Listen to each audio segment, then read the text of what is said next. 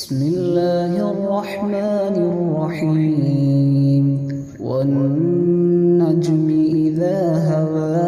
ما ضل صاحبكم وما غوى وما ينطق عن الهوى إن هو إلا وحي يوحى علمه شديد القوى ذو مرة فاستوى وهو بالأفق الأعلى ثم دنا فتدلى فكان قاب قوسين أو أدنى فأوحى إلى عبده ما أوحى ما كذب الفؤاد ما رأى أفتمارونه على ما يرى ولقد رآه نزلة أخرى عند سدرة المنتهى عندها جنة المأوى إذ يغشى السدرة ما يغشى ما زاغ البصر وما طغى لقد رأى من آيات ربه الكبرى أفرأيتم اللات والعزى ومناة الثالثة الأخرى ألكم الذكر وله الأنثى تلك إذا قسمة ضيزى إن هي إلا أسماء سميتموها أنتم وآباؤكم ما أنزل الله بها من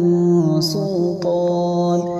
إن يتبعون إلا الظن وما تهوى الأنفس ولقد جاءهم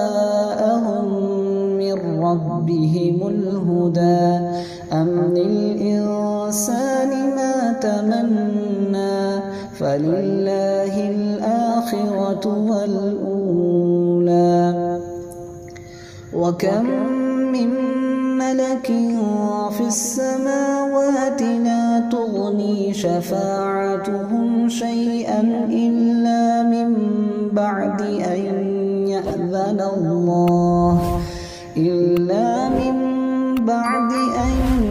يأذن الله لمن يشاء ويرضى إن الذين لا يؤمنون بالآخرة ليسمون الملائكة تسمية الأنثى وما لهم به من علم إن يتبعون إلا الظن وإن الظن لا يغني من الحق شيئا فأعرض عمن تولى عن ذكرنا ولم يرد إلا الحياة الدنيا ذلك مبلغهم من العلم إن ربك هو أعلم بمن ضل عن سبيله وهو أعلم بمن اهتدى ولله ما في السماوات وما في الأرض ليجزي الذين أساءوا بما عملوا ويجزي الذين أحسنوا بالحسنى الذين يجتنبون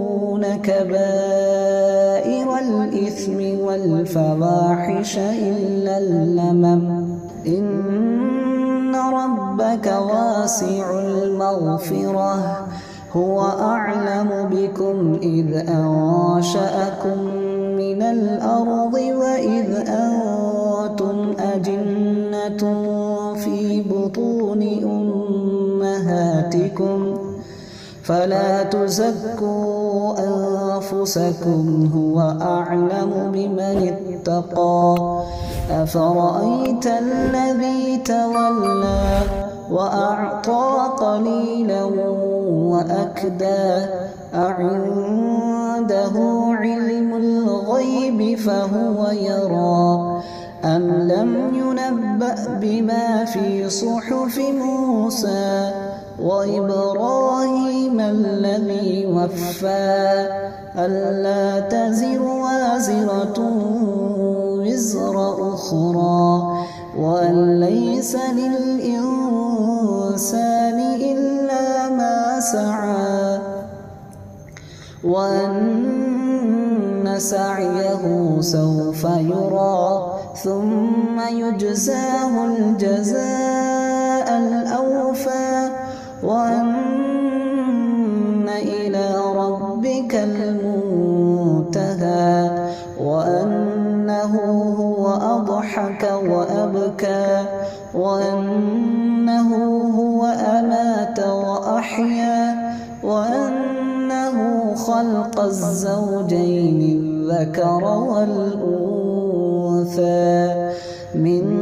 نطفة إذا تمنى وأن عليه النشأة الأخرى وأنه هو أغنى وأقنى وأنه هو رب الشعرى وأنه أهلك عادا الأولى وثمود فما أبقى وقوم نوح من قبل إنهم كانوا هم أظلم وأطغى والمؤتفكة أهوى فغشاها ما غشا فبأي آلاء ربك تتمارى هذا نذير من النذر الأولى أزفت الآزفة ليس لها من دون الله كاشفة أفمن هذا الحديث تعجبون وتضحكون ولا تبكون وأنتم سامدون فاسجدوا لله